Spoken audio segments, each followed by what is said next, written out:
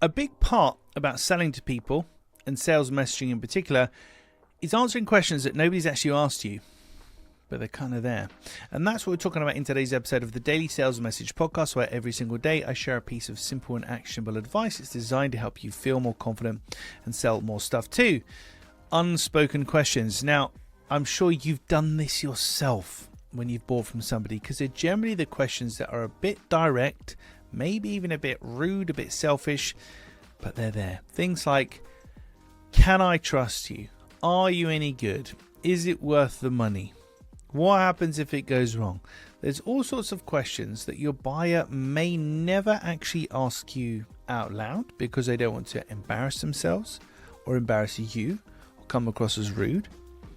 But those questions are there, and we have to bake them into our messaging so people can see them.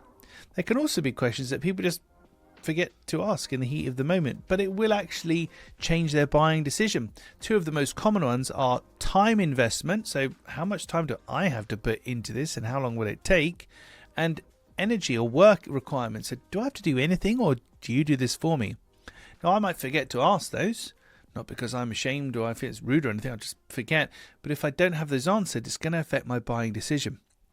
So for these unspoken questions, one of the best exercises you can do is get a friend, an outsider, somebody who's not really familiar with what you're selling, and get them to ask you the most difficult, cynical questions they possibly can. And that will uncover it. You can kind of do this yourself by being cynical and asking difficult questions of yourself, but there's a limitation to that. It's always better you'll have that friend, like the picky friend. Everybody's got a picky friend. So find the pickiest friend that you've got, ask them, say, what questions would you have, etc. And make sure you have answers available for those unspoken questions and that you're baking them into your messaging, because that will make all the difference. Right, that's it for this episode of the podcast. I'll catch you tomorrow for another exciting edition of the Daily Sales Message.